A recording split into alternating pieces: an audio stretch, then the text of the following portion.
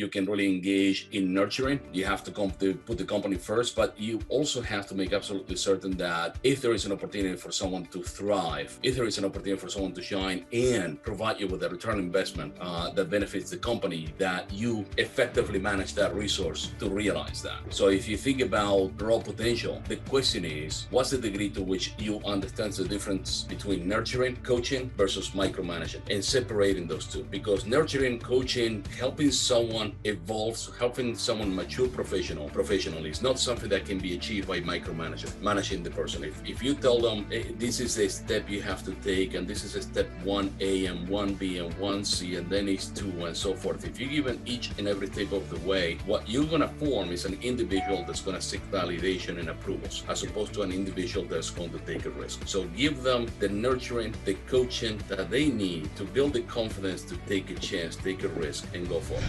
Welcome to Grow Think Tank. This is the one and only place where you will get insight from the founders and the CEOs of the fastest growing privately held companies. I am the host. My name is Gene Hammett. I help leaders and their teams navigate the defining moments of their growth. Are you ready to grow? We have a really interesting conversation today about leadership, but it's probably different than what you think. And maybe you got it from the title, but we're going to talk about humble leadership and why humility is such an important piece to you being a stronger leader. And you being an extraordinary leader requires you to be humble. We're going to have a special guest today. It is the CEO of Cygnus Education. They were number 596 on the Inc. list in 2021. And we have with us Marcelo Parravicini.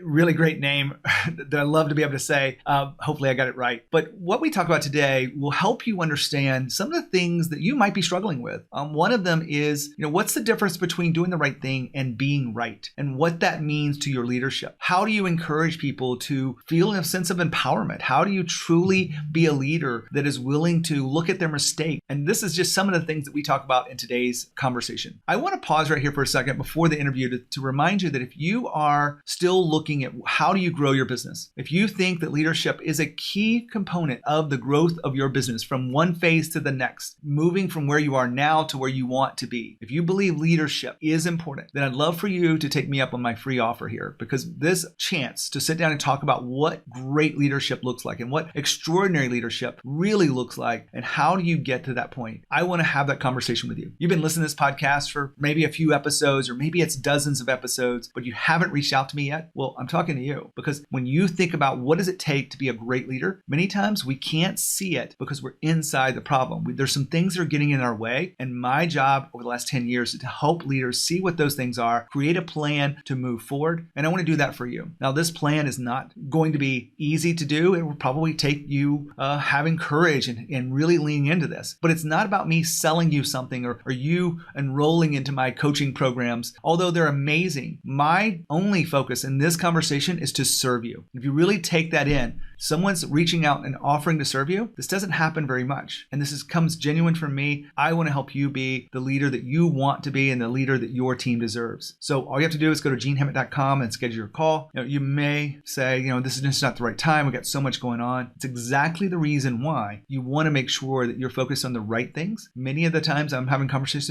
with people and they aren't. And just helping them figure out where to focus their energy and their time changes everything. Just go to genehammett.com and schedule your call. I'd love to talk to you about your own leadership and your path forward. And I'd love to get to know you. It's, plain and simple. Now, here's the interview with Marcello. Marcello, how are you? Doing really well, thank you. How are you? I am fantastic. Excited to have you on the podcast. Excited to be here.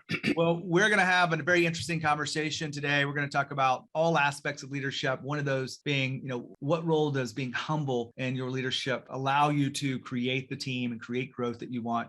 Before we get into that, I'd love for you to tell us about Cygnus Education. Yeah, Cygnus Education is a performance marketing company dedicated to higher education institutions. We deploy a number of digital marketing strategies for universities that offer online education programs. I used to work in this space. I didn't tell you this in the pre roles of getting together, but when I was working with a digital agency, we did a lot of work with like Spelman College and some other colleges here in the Atlanta area. I'm kind of curious what you're seeing right now as far as the biggest challenges that this market has? Well, it's interesting because on the one hand, the pandemic has fueled online enrollment growth. Not only that, it has expanded the audience, the online education audience, if you will. Meaning, prior to the pandemic, there was a significant portion of the population that had never before considered online education. Suddenly, they are being forced to finish or complete ongoing coursework online. So now they're exposed to online education and realize that is a viable alternative to traditional in-classroom or on-ground education. And just like we have come to learn that we can be as productive, if not more productive, working remotely, you have a lot of students that have come to realize that not having to drive to a class, rush to a session, and having flexibility by taking online courses is what created this new audience. So not only you have fast growth, because normally that happens during an economic downturn, you now have a new audience of available students to these institutions. Well, I can see that happening, and people are more open to the online world than ever before because of what we've been through in the last, almost year and a half. When That's you have grown this company to where you are now, I've got in my notes here, number 596 on the Inc. list. When you grow like this, it's never alone, right? There's a limit at which you would break, and you probably felt that many times in this journey as you began to hire people and create a place where people are actually scaling the business beyond what you could do on a day-to-day basis. Let me ask you directly, what part of your leadership do you think has really played an impact in the growth of this company? I think I've always placed a great deal of emphasis on the idea that you want to get it right as opposed to be right. It goes back to my days in business school. I was exposed to case study, and I'm studying this case study, and I have to watch this video. And the video is about a bunch of senior managers watching a focus group discussion, and they were not listening. They had already made up their mind of what was right, and everything the focus group was telling them, they figured out how to twist the words to fit their own narrative. And of course, what they were doing resulted in an absolute failure. But if you actually took the time to listen to what the people were saying, it was not going to work. And that left kind of stay in the back of my mind. I'm not saying to you that I learned from that on day one. I've made my own mistakes, but ultimately, when all is said and done, you want to get it right, which is not always going to align with you being right, and you have to be willing to live with it. Marcelo, there's a lot of commonalities in leadership and what it takes to be in a family partnership, whatever it looks like at your home. But if you're striving to be right all the time, it's probably going to be a frustrating place at home and at work. And that's exactly right. That's exactly right. That's the best way to put it. Yes. And you have to empower employees. I mean, when all is said and done, I don't think of my team as employees. I don't think of junior, senior, mid-level management, senior management. I think of it as a team of peers, colleagues. And you have to be able to empower your colleagues to, if you will, come up with their own ideas, deploy their own strategies, and at times even make mistakes. Well, this is a common theme across a lot of the interviews we have here with fast growth companies is letting people fail. But I want to take a look into, the actual leadership, whether it be conversations or how you actually engage with people or delegate. When you say empower employees, what do we see inside your world? The whole idea that you hire people because they know what they're doing, as opposed to you telling them what to do. You want to surround yourself with people that are smarter than you, that have more experience in the various areas that you may have touched throughout your career, but you're not an expert in. You can't go into it thinking I'm the subject matter expert that everything my company does. That's a bad beginning. You want to have a high level understanding of everything the company does, and if need be, you want to be able to dive into it. But ultimately, you surround yourself with people that are smarter than you, have more experience than you in each and every one of the areas your company manages. And you have to go to your people and say, hey, formulate the plan, execute your plan. I will measure your effectiveness on outcomes. I will not micromanage each and every step in the implementation process or the formulation process. Now, if you want my opinion, you can pull me in. We can brainstorm, but ultimately, it's your plan, it's your execution. Let me look at the outcomes. Now, hold on. Marcelo just said something I want to make sure that we don't skip over. He said, surround yourself with people that are smarter than you. Well, it makes common sense, but are you really doing it? You want to make sure that when you are hiring people in, they have domain expertise that allow you to grow the business beyond where you are today. Now, this may be a raw potential that they have that you have to shape and mold. That's fantastic. But you want to make sure that you're not avoiding the smart people. You want to make sure that you're investing heavily into these people, whether that be the right salaries and the right benefits and whatnot. Those are important, but also investing in their own growth and taking the time to help them grow, because that's the key to you creating a place where people don't want to leave and people are willing to walk through walls for you. Now, I say all this because I know what it's like to have constraints around hiring people and having budgets and things like that. But you want to make sure that your processes are attracting the people that are smarter than you, that are able to push the business beyond where you are today. Because if you're only bringing in people that you're 100% training up, it really is a challenge, because some of those people will never make it to A-player status. Now, your job when you do hire A-player status is to be the leader that you know that you need to be. That humble leadership that we've been talking about here, and a sense of self-awareness, it really is a strong skill inside of all leadership. I truly believe that. Just my 2 cents here. Now back to Marcelo. I love the fact that you get into this right away with empowering people, because if you don't bring in people that you can trust and that are smart in certain areas, it's harder to do that. But you also are bringing in people and probably that have this raw potential, and you're coaching them up, and you're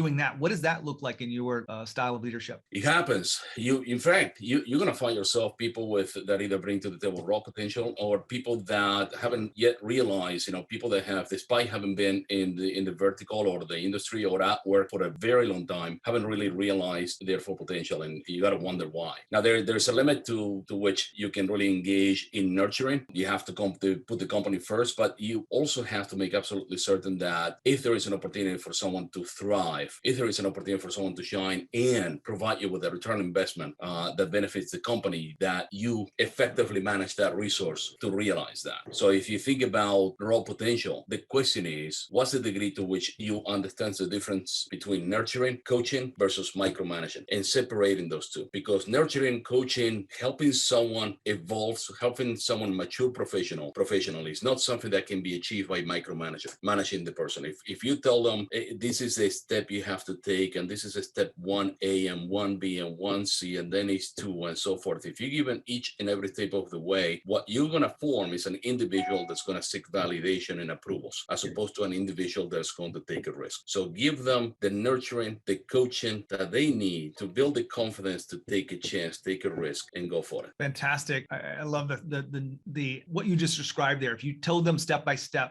you're going to find people who just want validation. And the way I usually put that is they always come back to go, well, what's next? Which is not what you're trying to build people who can think about what's next and have the courage to make those decisions. And I really appreciate you putting a spotlight on that for a second. Marcelo, you have, we've been dancing around this thing, but there's this concept of humble leadership that this whole episode kind of centers around. And it goes back to that thing, not having to be right all the time, but do the right thing. When you say humble leadership, what does that really mean as far as the principles you believe as a leader? I don't think of it as humble leadership per se, right? I think, if anything, my approach has been labeled that way. I guess one way to frame it in relation to someone being humble is, I don't think of myself as a subject matter expert. I've been labeled that a few times in my career. I'd rather think of myself as a lifelong learner, and I think of myself as someone that will continue to learn each and every step of the way, and someone that has a great deal left to learn. I think it's dangerous sometimes when you think of yourself as an absolute expert in your field. I like the idea that you're confident in your ability to do something in your chosen career. I get that. But ultimately, there is an opportunity to continue learning, and the market will continue to evolve. And, it doesn't matter if it's the macro or the micro environment, if it's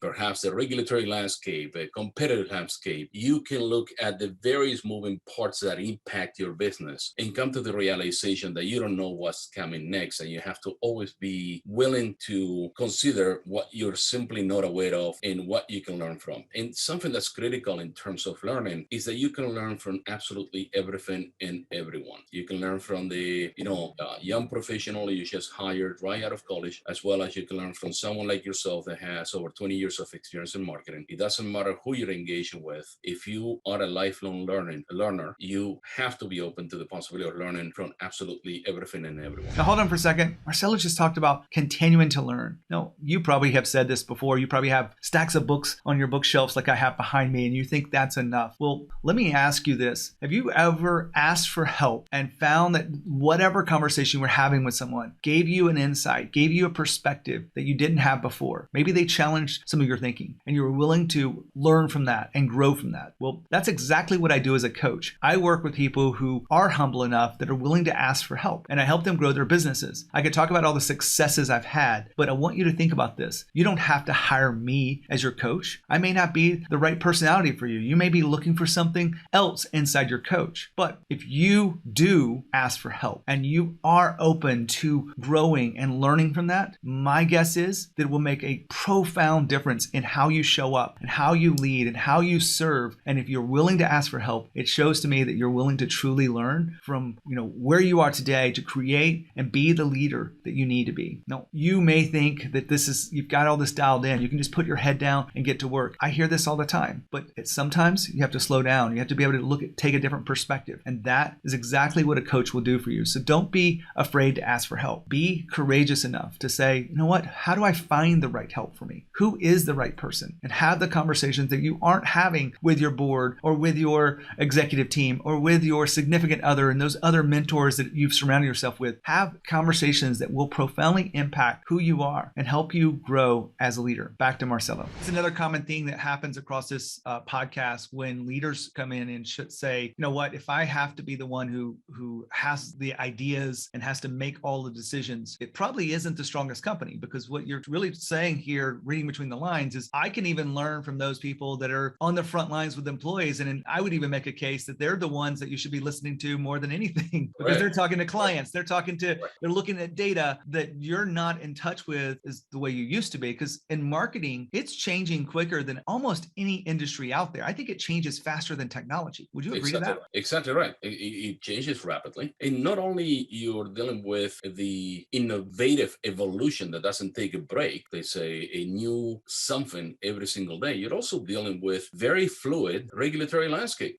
incredibly fluid. And this is a regulatory landscape that actually will pivot incredibly hard depending on who's sitting on the White House, for example. So I can tell you right now, you have a less conservative administration in place, and they tend to look at performance marketing, online education in a different light than a more conservative administration. So you have to be mindful of what happens, not only within the vertical, but also at the macro level. Marcelo, I want to turn the kind of light on you specifically, because we've been talking about your style of leadership, but I'm sure you've been through some tough moments, some lessons that you've learned or inflection points. What sticks out that you think would help our audience here learn about leadership and what you've learned in this journey? I think you can be blinded by early success. And I don't describe Cygnus necessarily as a successful company. I describe Cygnus as an up-and-coming company with a great deal of potential. And you have to remind yourself of a couple of things. The first one is a great deal of potential can easily become a flash in a pan if you're not careful. And one of the things that can actually have you run into a wall is the degree to which you are blinded by early success, fast growth, and you don't take a moment to reflect on, do we need to pull back a little bit? Do we need to slow down? Do I need to take, maybe conduct an assessment of our ability to continue to grow at this rate? Make sure I have all the right resources, the solutions, the processes in place to sustain this growth. And if not, take a minor step back, realign operations, make sure you can take the next step. Because that's the wall that can push you back, that can hurt your reputation, and if you're not careful, can translate early success into a flash in the pan. I think we get a lot in common here, Marcelo. Behind me, I wrote my book, and I'm not trying to pitch my book to anybody here. Good. But The Trap of Success. Good title. I felt this, and I experienced it with my first real company. I was an entrepreneur from I think the very beginning, but I took a company to about 40 million in revenue over about 9-year period, and I got complacent and I got early success. I mean, I thought everybody created $1 million companies. Right. And I thought I had it figured out until I didn't. And now looking back, I realized I failed to be courageous enough and to truly grow and learn through those phases. And I appreciate you bringing that up today. I want to bring this home with, I'm not sure if we've missed anything and what you think is important inside leadership, but I want to give you a chance to just bring up whatever we have missed in this conversation. I think it's important to every now and then reflect on your mistakes in your career, personal mistakes you may have had in your personal life. When all is said and done, every step we take to get here is part of who we are. And in reflecting mistakes one has made, it allows you to also prepare yourself for the mistakes that your colleagues are likely to make. People that are less experienced, younger, they haven't walked the walk, if you will. So you can predict with some degree of certainty that people are going to make some mistakes in their lives. Professionally, personally, it doesn't matter. We're human. And if you reflect on that, and if you can learn from your mistakes, you can actually help other people learn from their mistakes and grow professionally and personally. I can't help but think that's another part of humble leadership, because thank you. Appreciate it. Yeah. A lot of people think that just because you're, the CEO or the founder of a fast growth company and that you have millions in revenue that you've created, that you really haven't any mistakes. You probably have some mistakes, not only behind you, but in front of you. And I do as well.